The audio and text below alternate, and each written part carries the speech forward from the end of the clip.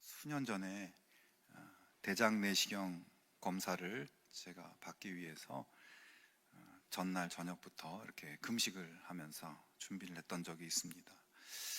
당시에 저는 난생 처음으로 이 검사를 받는 것이어서 그 준비 과정이 그렇게 힘든 줄을 몰랐었습니다.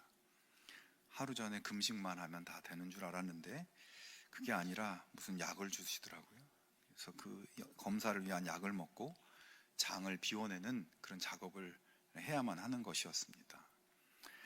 내시경 약이 얼마나 양도 많고 넘기기가 힘든지 정말 막 먹다가 정말 어떻게 되는 줄 알았어요.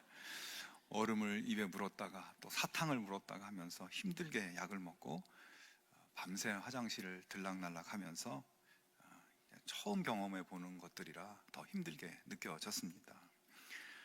밥도 굶고 또 내시경 약 때문에 기진맥진해서 방에 누워서 여기저기 TV 채널을 돌려봤습니다. 그러던 중에 재미있는 사실 하나를 발견했습니다. 우리나라 드라마나 TV 프로그램에 이 먹는 장면이 굉장히 많이 나오더라고요.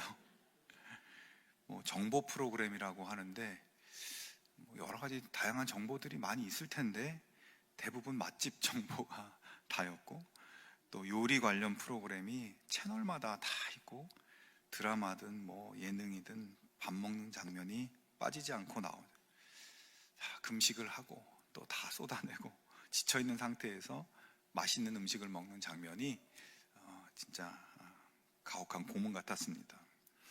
그리고 다음날 병원으로 가는 길에 또 놀랐습니다. 우리나라 길거리에 왜 그렇게 식당이 많은지, 국밥집, 삼겹살집, 일식집, 햄버거집, 분식집, 항상 다니던 길이었는데 이 길에 원래 이렇게 식당이 많았나? 내가 못 보던 사이에 식당이 많이 생겼나? 생각이 들었습니다. 그러나 가만히 생각을 해보니까 하루아침에 그렇게 식당이 늘어난 것도 아니고, 유독 그날 TV 프로그램에서만 먹는 장면이 많이 나온 것도 아니었습니다.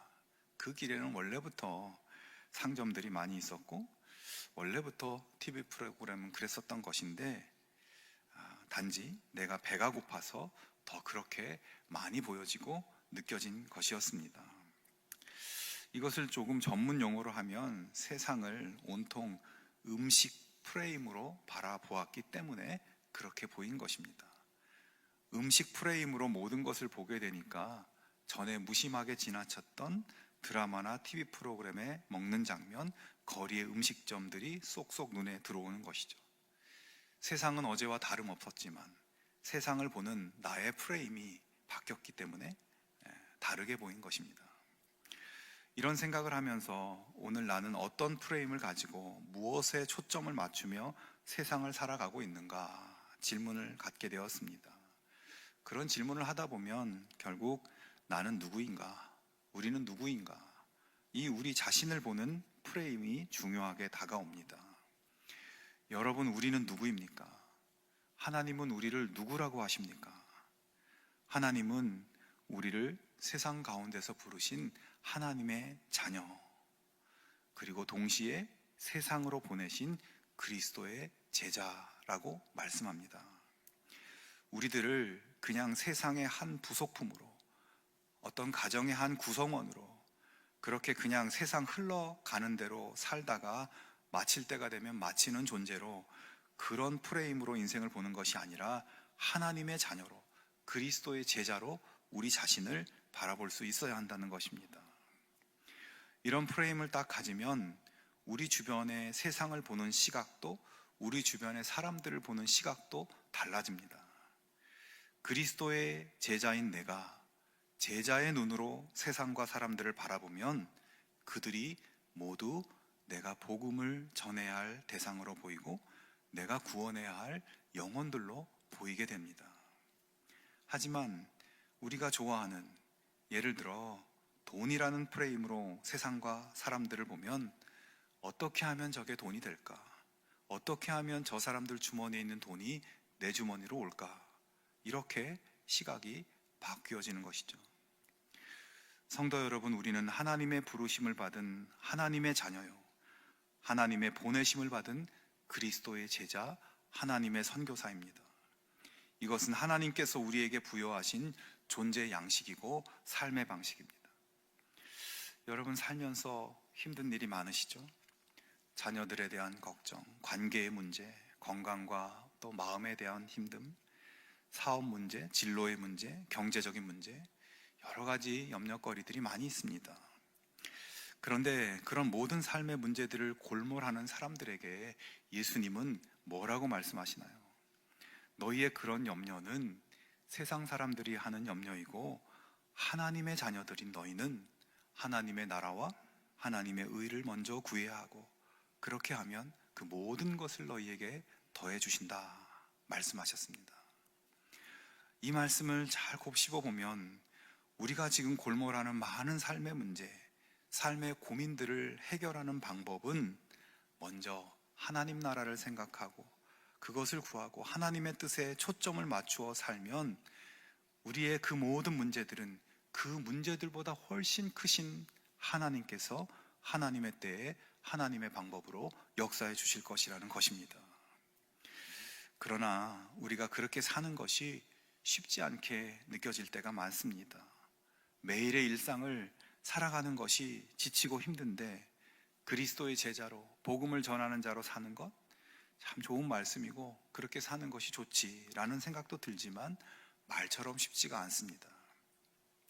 자, 그러면 오늘 말씀 속에서 우리가 어떻게 하면 그리스도의 제자로 하나님 나라를 위한 일꾼으로 복음을 전하며 사는 자로 살아갈 수 있을지 주님의 가르침을 한번 나누어 보고자 합니다.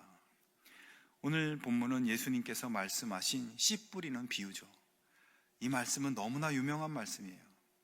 오늘 말씀은 여러 가지 다양한 측면에서 묵상할 수 있고 또 다양한 영적 교훈을 주는 말씀인데 오늘은 특별히 씨를 뿌리는 농부의 입장에서 이 말씀을 한번 생각해 보려고 합니다.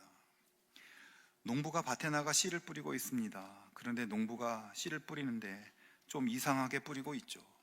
보통 씨를 뿌리려면 어떻게 합니까? 먼저 씨 뿌릴 밭을 잘 준비해야겠죠. 거름도 주고 쟁기질도 해서 흙을 비옥하게 만들고 난 뒤에 고랑을 파고 씨를 뿌립니다. 하지만 오늘 말씀에 나오는 농부는 그렇게 하질 않아요. 준비한 밭에 씨를 뿌리는 것이 아니라 그냥 아무데나 씨를 뿌리고 있는 것으로 보입니다. 그러다 보니까 그 씨들 중에 덜어는 길가에, 덜어는 흙이 얇게 덮인 돌밭에, 덜어는 가시떨기 위에, 덜어는 좋은 땅에 떨어지게 되죠. 자, 잘 이해가 되지 않는 파종법입니다.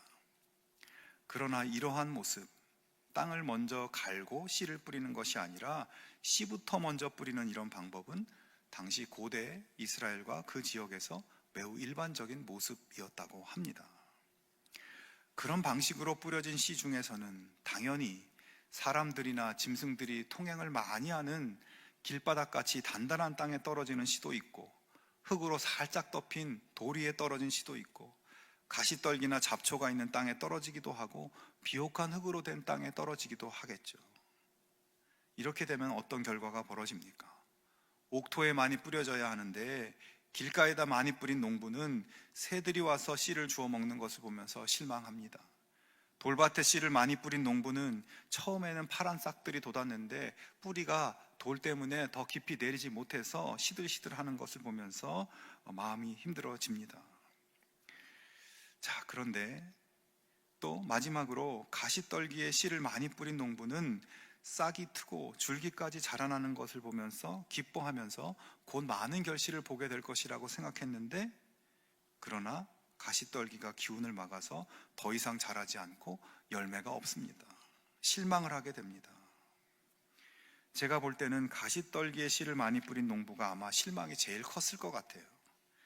열매를 맺지 못할 것 같으면 아예 처음부터 새가 먹어버리든지 시들어 말라 죽든지 하면 빨리 포기하고 다시 시작하기라도 할 텐데 줄기까지 잘 자랐는데 열매를 맺지 못하면 그 마음이 어떻겠습니까? 자, 여러분, 예수님의 이야기는 여기까지였습니다. 우리 주님이 이 말씀을 제자들에게 하시는 어떤 영적 의도가 있는가? 결론부터 말씀드리자면 우리 주님 예수님은 제자들이 앞으로 제자다운 삶을 살고 하나님 나라 사역을 하고 복음 전하는 사역을 하고 교회를 세우는 사역을 할 때 길가와 돌밭과 가시덤불을 필연적으로 만나게 될 것인데, 그것을 보며 낙심하고 포기하지 말고 옥토에서 맺혀질 수백 배의 결실을 기대하며 그것들을 소망하면서 묵묵히 꿋꿋하게 제자의 삶을 지키고 하나님 나라 사역을 해 나가자고 말씀하고 있는 것입니다. 여러분, 제자들은 모두 평범한 사람들이었습니다. 그저 자기 인생 하나 어떻게 잘 풀리기를 소망하는 사람들이었어요.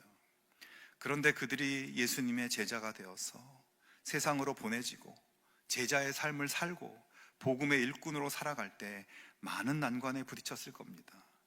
열심히 믿음으로 살고 주님의 일을 해도 아무 결실이 없어 보여서 힘이 빠지고 포기하게 되는 상황이 벌어지게 되었을 겁니다. 그래서 주님은 너희들의 현실은 힘들어도 언젠가 하나님께서 30배, 60배, 100배의 결실을 보게 하실 것을 꿈꾸며 담대하게 제자로서 복음의 일꾼으로 살아갈 것을 말씀하고 있는 것입니다. 여러분, 우리가 그리스도의 제자로서 정말 믿는 사람답게 제자답게 살려고 애쓰고 하나님 나라에 초점을 맞추고 복음을 전하고 하나님 나라를 위해 살다 보면 우리도 그런 경험들을 하게 됩니다. 우리가 그래, 내 인생의 우선순위를 하나님께 두고 하나님께 초점 맞추고 그리스도 제자답게 살아보자, 하나님이 기뻐하실 영혼 구원의 열매를 위해서 나도 한번 그렇게 살아보자, 이런 마음 먹고 삶 가운데 그리스도의 성품으로, 그리스도의 언행으로, 그리스도의 향기를 내려고 노력하고 주변 사람들에게 예수님의 복음을 전하고자 애를 써봅니다. 하지만 우리의 현실이 뜻한 대로 되지 않고 제자의 삶이 생각처럼 되어지지 않고 제자의 삶의 기쁨이나 풍성함은 느껴지지 않고 복음을 전하여도 아예 거부하는 사람, 뿌리를 내리는 듯 하다가 그만두는 사람, 잘 생활하다 갑자기 신앙을 떠나는 사람들을 보게 됩니다. 그러면 우리는 실망의 마음이 듭니다. 그러나 여러분, 실망하지 않기 바랍니다. 우리가 묵묵히 그리스도의 제자로 복음의 일꾼으로 살아가는 삶은 결코 헛되지 않고 30배, 60배, 100배의 결실이 반드시 예비되어 있음을 여러분 믿으실 수 있기를 바랍니다. 여러분, 우리나라에 처음 복음이 들어왔을 때 단 한 명의 선교사로 출발했습니다. 그러나 지금 한국 교회를 보면 얼마나 큰 결실이 맺혀졌나요? 하나가 천을 이루고 만을 이룬 것입니다. 우리 교회도 그렇습니다. 우리 교회도 북한에서 피난 내려온 피난민들이 저 동대문 이문동에 뿌린 작은 씨앗들로부터 시작돼서 동안교회가 세워졌고, 또 그로부터 많은 선교의 열매가 확장되어서 그 열매 중에 하나가 우리 별내 동안교회가 된 것입니다. 그 처음 씨앗을 뿌린 사람들은 정말 소수의 사람들이었어요. 신방을 해보면 가족이나 주변에 아무도 믿지 않는데 혼자서 믿음 생활 하시는 분들이 있습니다. 그런 분들은 친구든지 이웃이든지 누군가가 뿌린 작은 복음의 씨앗 때문에 신앙이 시작되고 또 신앙이 성장하고 아름다운 신앙으로 세워지게 된 것을 봅니다. 그러므로 여러분 각자의 삶의 자리에서 그리스도의 제자로 신앙인으로 살아갈 때 어떤 열매가 없다고 실망하지 않기를 바랍니다. 천국 복음의 일꾼으로 살아갈 때 열매가 없다고 실망하지 않기 바랍니다. 내가 지켜나간 제자의 삶, 내가 전한 복음이 언젠가 크게 열매 맺을 것을 기대하며 소망을 가지고 묵묵히 제자의 길을 걸어가는 우리 모두가 될 수 있기를 바랍니다. 하나님께서 반드시 상상하지 못할 놀라운 열매로 우리에게 채워주실 것입니다. 2012년 러시아의 이 과학 아카데미의 스베틀라나 야시나라는 연구팀이 놀라운 논문을 발표했습니다. 시베리아 툰드라 지역의 이 땅 다람쥐가 다람쥐 굴 속에 3만 년 전에 숨겨놓은 열매와 씨앗을 발견해서 그것을 발화시켜 꽃을 피우는데 성공했다는 내용입니다. 그 다람쥐 굴은 지각 변동으로 지하 40m 땅속 깊이에 그 굴이 가라앉아 있었고 평균 영하 7도의 조건을 오랜 세월 유지하고 수 있었는데 그 굴 안에 다람쥐가 숨겨놓은 열매와 씨앗이 얼음 속에 저장되어 있었고 3만 년이 지났지만 연구팀은 열매 속 조직을 배양해서 흙에 옮겨 싹을 틔우는데 성공했다는 것입니다. 지금 화면에 보이는 꽃이 3만 년 동안 얼음 속에 있던 씨앗에서 피어난 꽃입니다. 이 꽃은 페랭이 꽃의 종류로 현재도 시베리아 지역에 자생하고 있다고 해요. 여러분 놀랍지 않습니까? 3만 년이라는 시간 동안 씨앗은 사실 완전히 죽은 것처럼 보이죠. 하지만 그 씨앗은 결코 죽은 것이 아니었습니다. 다시 피어날 생명을 품고 있었던 것이에요. 그러므로 여러분, 우리를 그리스도의 제자로 천국 복음의 일꾼으로 부르신 하나님을 의지해서 각자의 삶의 자리에서 담대하게 제자답게 살아내고 복음을 증거하며 씨를 뿌릴 때 그 결과가 당장 눈앞에 보이지 않는다고 실망치 말고 내가 지킨 제자의 삶, 내가 전한 복음의 씨앗 중에 언젠가 분명히 수많은 결실을 맺을 씨앗이 있다는 믿음으로 소망을 갖고 제자의 길, 믿음의 길을 걸어가실 수 있기를 축원합니다. 여러분, 우리의 꿈은 수백 수천의 영혼의 열매, 하나님 나라의 영광을 보는 것입니다. 그러나 우리의 현실은 가시밭이고 돌짝밭으로 보일 수 있어요. 그러나 우리가 우리의 프레임을 하나님께 두고 하나님 나라에 두고 살면 반드시 우리 삶은 열매로 가득 넘치게 될 것입니다. 문제는 사라지고 하나님의 영광이 우리의 삶을 덮게 될 것입니다. 이 소망을 바라보며 용기를 내는 우리 모두가 될 수 있기를 축원합니다. 마지막으로 오늘 본문 말씀 속에서 이끌어낼 수 있는 하나님의 메시지를 하나만 더 나누고자 합니다. 그것은 우리가 그리스도의 제자로 천국 복음의 일꾼으로 살아가는 데 있어서 조금 새롭고 능동적인 시각과 자세로 나아갈 수 있어야 한다는 것입니다. 오늘 말씀에서 농부는 아무데나 씨를 뿌리는 방식, 아무데나 뿌리고 나서 결실을 맺는 것들만 바라보던 수동적인 방식으로 일을 했죠. 하지만 그런 방식으로만 하지 말고 적극적으로 씨가 뿌려질 밭을 준비하는 방식으로 우리가 살아갈 수 있어야 하겠다는 겁니다. 길가와 같이 다져지고 단단해진 땅이 있다면 쟁기로 파헤쳐서 부드럽게 만드는 것입니다. 돌밭에 묻혀진 자갈들을 삽과 곡괭이로 파헤쳐서 자갈을 골라내고 흙밭을 만듭니다. 가시떨기 밭이 있다면 그 뿌리를 파헤쳐서 뽑아내서 그것을 불태우고 좋은 땅을 만드는 것입니다. 예를 들어 우리가 예수님의 제자로서 누군가에게 복음을 전하려고 할 때 그 복음을 받는 사람들 중에는 반드시 길가와 같이 단단한 마음을 가져 복음을 거부하는 사람, 돌밭같이 복음의 뿌리가 내려가지를 않는 사람, 가시떨기같이 복음의 기운을 막는 것에 마음이 있어서 복음의 결실을 못하는 사람. 자, 그렇다면 그들을 그렇게 내버려 두지 말고 우리가 그 복음을 받게 될 사람들의 마음을 기경하여 좋은 땅으로 만드는 작업을 할 수 있어야 한다는 것입니다. 여러분, 우리가 그런 분들을 만나면 그냥 포기해버리는 것이 아니라 그들의 마음밭을 복음의 씨앗을 받아들일 수 있도록 우리가 쟁기질을 해야 한다는 거예요.